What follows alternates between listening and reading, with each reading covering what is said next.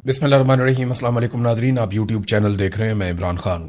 इमरान खान साहब को अब भी जो ऑफर है, यानी जो उनके सामने ऑफर टेबल पे हमेशा मौजूद रहा, उसमें से इस वक्त भी जो ऑफर है और वो कंफर्म कर रहे हैं बहुत सारे सोर्सेज, यानी जितने भी लोग बात करते हैं, चाहे वो हुकूमती कैंपों में है, चाहे वो अपोजिशन में है, पाकिस्तान तहरीक इंसाफ के अंदरूनी ज़राए हैं, वो बार बार कंफर्म करते रहे कि इमरान खान साहब को डील ऑफर की गई, या उन्हें बार बार कहा गया कि ठीक है, ये बात आप हमारी मान लें और इतना हम आपके लिए कर देते हैं। इसी को एक डील कहते हैं ना।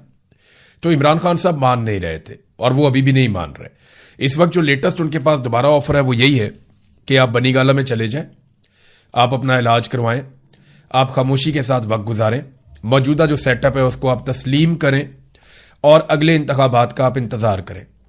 जब इंतखाबात आएंगे तो आप अपनी कंपेन कीजिएगा और फिर आप इलेक्शन लड़िएगा। जबकि इमरान खान साहब का जवाब वही सादा जो मैंने आपको बताया। कुछ अर्सा पहले इमरान खान साहब की जेल में एक बड़ी अहम मुलाकात हुई, एक शख्सियत वहां पे गई और उसको रिपोर्ट भी किया गया। उसके बाद आपने देखा कि रज़ी ताहिर साहब को गिरफ्तार किया गया और उनसे एक ही सवाल किया गया, बार बार एक ही बात उनसे बार बार पूछी गई कि बताओ तुम्हें यह पता कैसे चला, बताओ तुम्हें यह बताया किसने, क्या जेल के अंदर से किसी ने बताया, बाहर खबर कैसे निकली, ये बताओ। तो वो इमरान खान साहब का तब भी जवाब यही था। जिन सोर्सेज से चीजें बाहर आई हैं वो मिलिट्री एस्टेब्लिशमेंट के अपने सोर्सेज हैं। अब ये जब खबरें निकलती हैं, हर आदमी का अपना एक हल्का अहबाब है, तो चीज निकल आती है कभी ना कभी, फौरन नहीं निकलती तो टाइम लग जाता है, लेकिन अल्टीमेटली चीजें बाहर आ जाती हैं। तो उसमें यह बताया गया कि इमरान खान साहब बज़िद हैं उसी बात के ऊपर कि मेरा मैंडेट वापस किया जाए, नहीं तो आप नए इलेक्शन अनाउंस करें, आप पाकिस्तान में एक नए इलेक्शन अनाउंस करें, इसके बगैर पाकिस्तान आगे बढ़ेगा ही नहीं। पाकिस्तान के मसाइल का हल अब एक साफ और शफाफ नए इंतखाबात के अंदर है। और तब से लेकर अब तक इमरान खान साहब लगातार अभी भी कैद तन्हाई में है, उनके ऊपर बहुत सख्ती की गई है। पाकिस्तान तहरीक इंसाफ ने उनकी कैद तन्हाई खत्म करने के लिए एक एहतजाजी तहरीक चलाने का ऐलान किया है और 2 महीने का वक्त दिया है।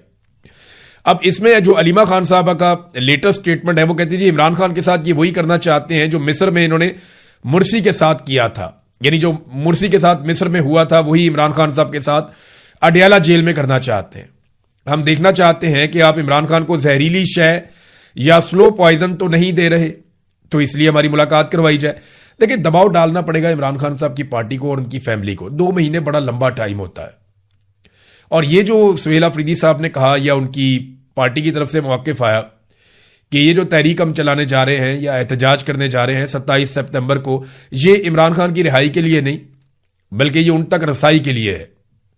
मैंने आपसे आज से 6-7 माह पहले कहा था कि ऐसा दिखाई देता है कि इमरान खान साहब की रिहाई की जो तहरीक है वो आहिस्ता आहिस्ता इमरान खान साहब तक रसाई की तहरीक बन जाएगी। और इस बात के ऊपर एहतजाज नहीं होगा कि इमरान खान साहब को जाली मुकदमात में रिहा किया जाए, बल्कि इस बात के ऊपर मुस्तकबिल में एहतजाज होगा कि इमरान खान साहब से चलो मुलाकात ही करवा दें या उनका इलाज ही करवा दें। तो अब मामला वहां पे पहुंच गया। इमरान खान साहब की आंख के बारे में खबर आए 6 महीने से ज्यादा गुजर गए हैं। उनकी 85% एक आंख जाया हो गई है। वो पाकिस्तान का सबसे बड़ा लीडर है और उसकी पार्टी अभी तक इमरान खान साहब से मुलाकात का बंदोबस्त भी नहीं कर पाई। ये आसिम मुनीर की एक बहुत बड़ी कामयाबी है कि उन्होंने इस पार्टी को इकट्ठे नहीं होने दिया और कम से कम इतना दबाव बनाकर रखा कि अवाम और पार्टी के बीच में जो खलीज है वो बरकरार रहे। लेकिन इसके हवाले से मैं एक चीज आपको और बताऊं कि पाकिस्तान तहरीक इंसाफ को ही लोग वोट देंगे जब भी कभी दोबारा इलेक्शन होंगे। आसिम मुनीर साहब जो मर्जी कर लें, उसकी वजह यह है कि लोग मिलिट्री एस्टेब्लिशमेंट से ज्यादा नफरत करना शुरू हो गए। लोग ये समझते हैं पाकिस्तान के मसाइल के लिए वो जिम्मेदार है। पाकिस्तान तहरीक इंसाफ ने यह भी बताया, सुहेल अफरीदी ने, कि अलीमा खानम हमारे साथ होंगी इस तहरीक के अंदर और वो इस एहतजाज को आगे बढ़ाएंगी। तो अब पाकिस्तान तहरीक इंसाफ की तैयारियां तो अपनी जगह पे जो अभी तक दिखाई नहीं दी। इसमें सिर्फ यह हुआ कि सुहेल अफरीदी ने कुछ सहाफियों से मुलाकात की, उनसे बातचीत की है, लेकिन ये तहरीक इंसाफ की तैयारियां इसके अलावा तो दिखाई नहीं दे रही। उन्होंने ग्राउंड पे कोई काम शुरू किया हो वो तो दिखाई नहीं दे रहा। देखिए, अगर ग्राउंड पे काम करना था तो सुहेल अफरीदी कोई 9-10 माह से वजीर आला खैबर पख्तूनख्वा है। अगर उन्हें ग्राउंड पे काम करना था तो ये 9-10 माह काफी थे, इसमें वो बहुत सारा काम कर चुके होते। लेकिन 9-10 माह में उन्होंने कुछ नहीं किया तो उन्हें 2 माह मजीद चाहिए। अब वो ये कहते हैं कि जनाब मौसम की शिद्दत है, तो वो जो इमरान खान जेल में बैठा हुआ पूरी कौम के लिए जेल काट रहा है उसके लिए मौसम की शिद्दत नहीं है।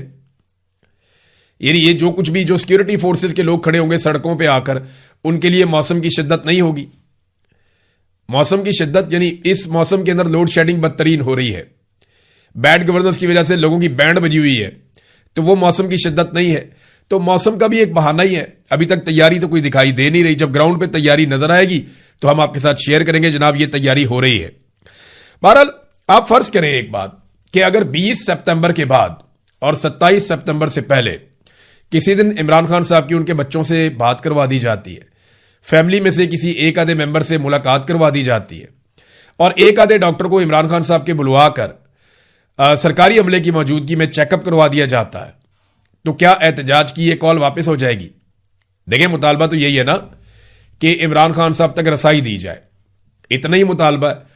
तो अगर वो रसाई दे देते हैं, एक आधी बहन की मुलाकात करवा देते हैं, एक आधा डॉक्टर चला जाता है, उसकी मौजूदगी में चेकअप हो जाता है, तो क्या मुतालबात मान लिए गए?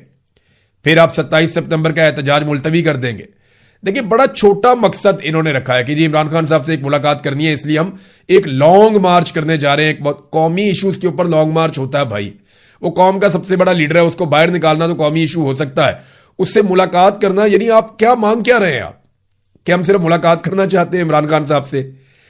तो मुलाकात अगर आप करना चाहते हैं तो उसके 100 और तरीके हैं। इतना बड़ा लॉन्ग मार्च करने की आपको क्या जरूरत है? वो तरीके इन्होंने कभी अडॉप्ट ही नहीं किए।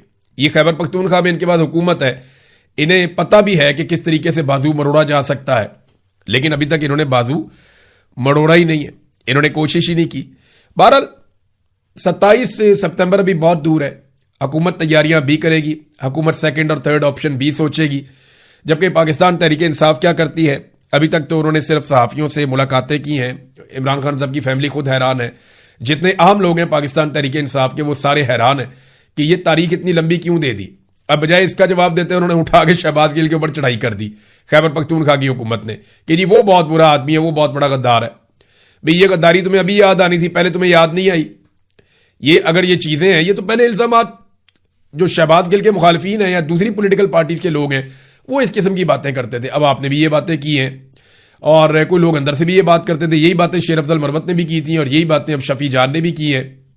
और ये मौका नहीं था लड़ाई डालने का, लेकिन लड़ाई डाली गई, हमने देखा लड़ाई होते हुए। तो नाज़रीन, ये जैसे जैसे तहरीक का टाइम करीब आएगा, अब मेरी उम्मीद तो यह है कि लोग इकट्ठे होते जाएंगे, सोशल मीडिया या डिजिटल मीडिया या इसके अलावा जो जितने भी जमहूरियत पसंद लोग हैं ये इकट्ठे होंगे। लेकिन याद रखिएगा कि फजल रहमान साहब क्या इकट्ठे होंगे, लेकिन याद रखिएगा फजल रहमान साहब मुझे अभी तक इस सारे खेल में दिखाई नहीं दे रहे। फजल रहमान साहब जो हैं वो अगर शामिल हुए भी ना तो वो किसी और की भी टीम का काम करेंगे। मुझे कभी भी फजल रहमान साहब पे इस बात पे भरोसा नहीं आया कि वो एंटी एस्टेब्लिशमेंट हो सकते हैं। हाँ, वो थोड़े बहुत स्टेटमेंट देते हैं, उसके बाद उन्हें उनका कोई मफाद मिल जाता है तो वो साइड पे हो जाते हैं। फजल रहमान साहब का मौक़िफ़ हमेशा असूली नहीं होता, उनका मौक़िफ़ हमेशा वसूली होता है। वसूल कर लेते हैं, अपना मफाद ले लेते हैं, अपनी पार्टी का मफाद ले लेते हैं और साइड पे हो जाते हैं। हमने तो अभी तक यही होते हुए देखा।